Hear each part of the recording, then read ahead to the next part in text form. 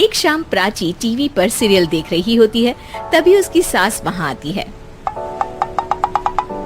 अरे सीरियल में तो ऐसे मग्न है जैसे आज रात का खाना पड़ोसी आकर बनाएंगे। मुझे पता ही नहीं था आपने अपने बेटे की शादी पड़ोस में भी की हुई है। हैं? मतलब? मतलब इस घर में सारा काम बहू ही करती है, आप तो सिर्फ खर्राटे मारती हैं। अच्छा जी, फिलहाल तो तुम आराम फरमा रही हो, चलो जाओ, ये मेरे टीवी देखने का समय है। आहा, इसीलिए मुझे भगाया जा रहा है। सॉरी, अब तो बिल्कुल नहीं जाऊंगी। प्राची की इस बात पर दोनों सास बहू के बीच टीवी रिमोट के पीछे बच्चों जैसी छीना झपटी शुरू हो जाती है, जिसके बीच श्लोक भी काम से घर वापस आ जाता है। आज मेरी चूहे बिल्ली की जोड़ी किस बात पर झगड़ रही है? और तेरे बीवी मुझे टीवी नहीं देखने दे रही। अरे तुम्हारी मम्मी मुझे खाना बनाने के लिए फोर्स कर रही है। अरे वाह, ऐसे बेतुके रीजन पर तो बच्चे भी झगड़ा नहीं करते।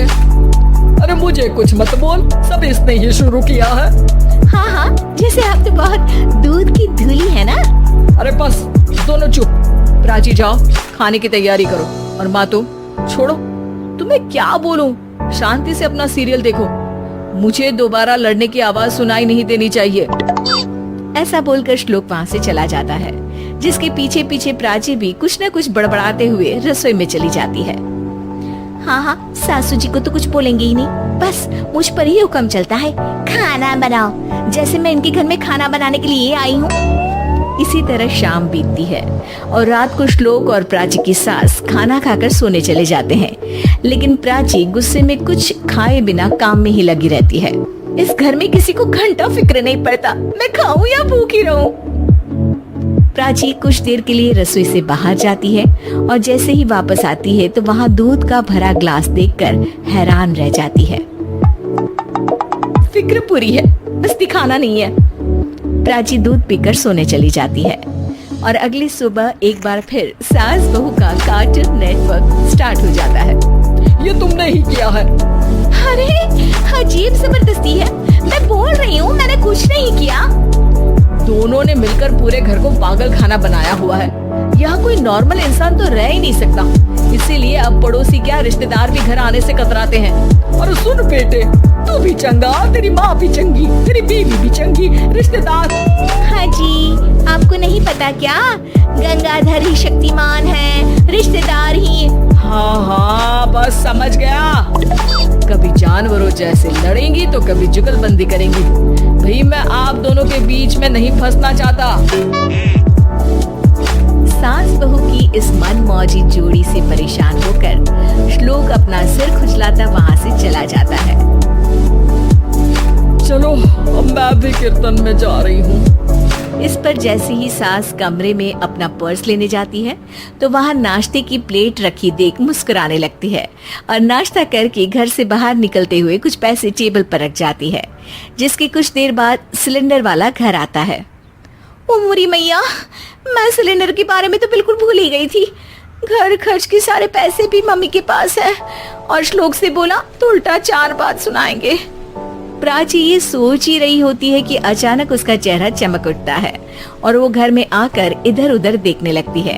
तभी उसकी नजर टेबल पर रखे पैसों पर पड़ती है, जिन्हें वो सिलेंडर वाले को दे देती है। ये सब श्लोक देख लेता है।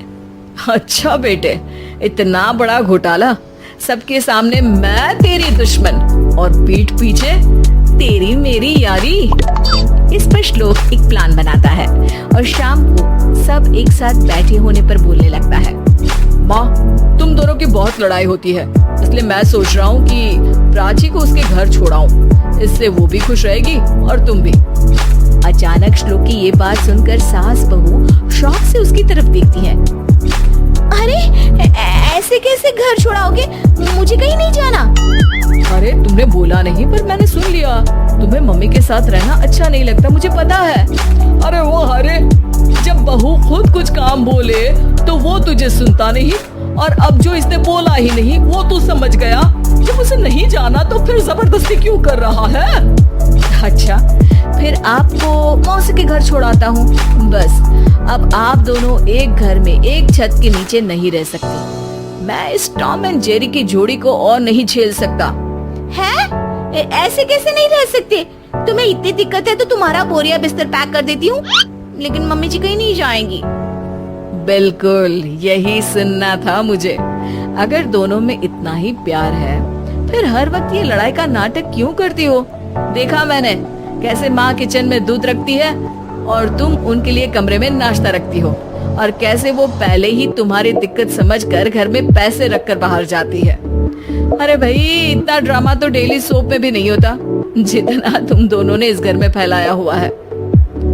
तू हमें टॉम एंड जेरी बोलता है ना, तो याद कर वो दोनों भी एक दूसरे को बाहर वालों की बुरी नजर से बचाने के लिए हमेशा सबके सामने लड़ते थे, लेकिन अकेले में दिक्कत के समय मदद भी तो करते थे।